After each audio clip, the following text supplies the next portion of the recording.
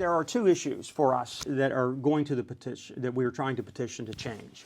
One issue is we're in the 21st century now, and so the communication styles are much different than they were in 1950.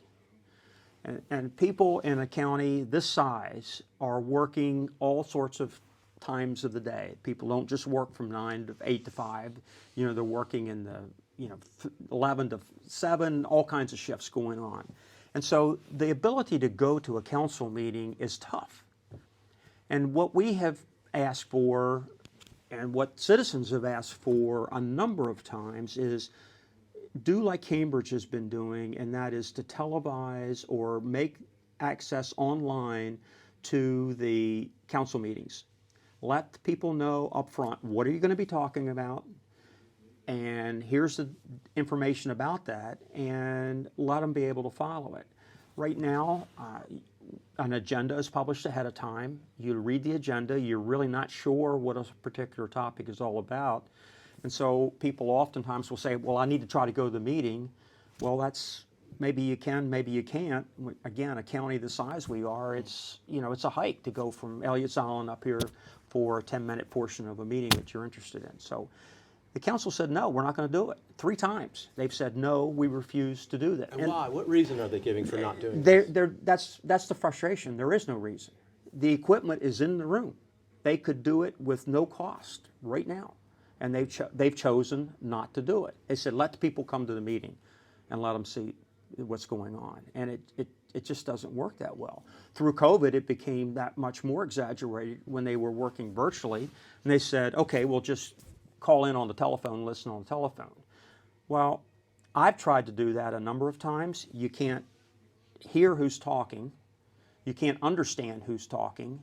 And it's difficult to know what's going on. And we began determining what could be done to fix the issue. And it seemed that charter change was the tool that was necessary. We began looking at how do you go about making a charter change. And through the process of determining what we should do, we formed Dorchester Citizens for Better Government. The process then says that if you want to get something to petition, you have to have 20% of the registered voters to sign the petition. So Dorchester has a little over 22,000 registered voters, so we needed some 4,400 signatures. And what we've said is, when you go through this process, there are going to be some signatures that aren't legitimate or aren't valid for different reasons, so we set a threshold of we want to try to get at least 5,000 signatures. We have until summer to get it done, because we're aiming for is the November ballot. We're telling people is we have 2 issues that we want you to sign, and we want you to sign both petitions. There are 2 separate petitions.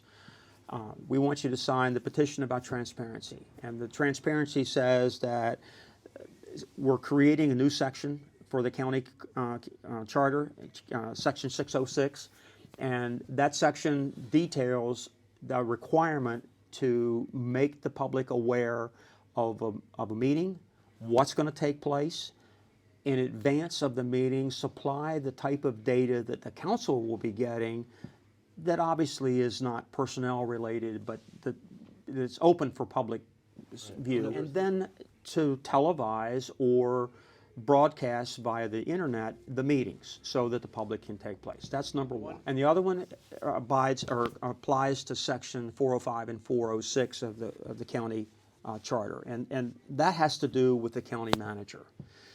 We've had a horrendous turnover in personnel in this county over the last 3 years, and 2 county managers gone.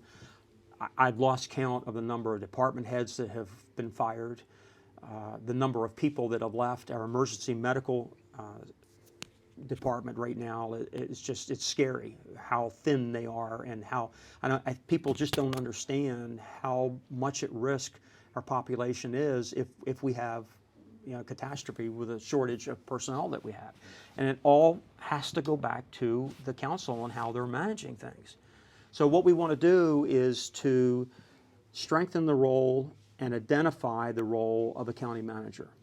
First of all, what we're saying is the county manager will still report to the county council. It's still going to be a position that is hired and fired by the county council.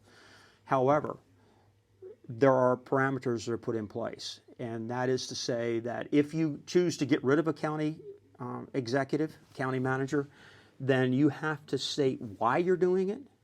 You have to lay out, the criteria of what the person did wrong, what's happening, and the person has to have the right to have a public hearing if they so choose. It could be a situation where you get a person hired in the job and it just doesn't work, and they understand and council understands, and they come to termination and they terminate them, and the person says, I understand, I'm gone. Or it could be a situation, as I'm going to suggest has kind of happened in the past, that it's more political than it is anything else. The manager is terminated and everybody's asking why.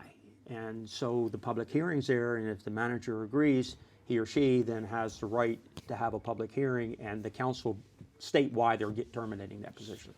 But aren't personnel decisions like that ordinarily privileged? In other words, there's no public hearing? Because what we're saying is it's up to the manager to trigger the public hearing aspect of it. So there's a waiver in effect. It is. If the manager feels he or she has been unjustly treated, then they can say, I want that public hearing. County government is a large business in this county. And so I liken the scenario we have right now is, because I keep going back to business, and that's what I know, you wouldn't have your board of directors hiring and firing your department supervisors within a plant. That's left up to the management team. And that's exactly what we're saying here in the county. We want the county manager to be the chief executive officer of the county. The council will hire and fire the county manager, but they will not hire and fire the county employees. Which they do now. They do. They do. It happened just this week. We had a county councilman have a tiff with a county manager, and the manager's been fired. 3-2 vote again. But from an employee standpoint, from a morale standpoint, both as a taxpayer, citizen, or a county employee, the morale in the county is horrendous right now. I mean, when you go to work and not know whether you're going to get fired the next day or not because the council person got up on the wrong side of the bed, that's wrong. We want to see a charter that is good for the citizens of Dorchester County, that provides good guidance for the people that we elect, and that provides for solid government.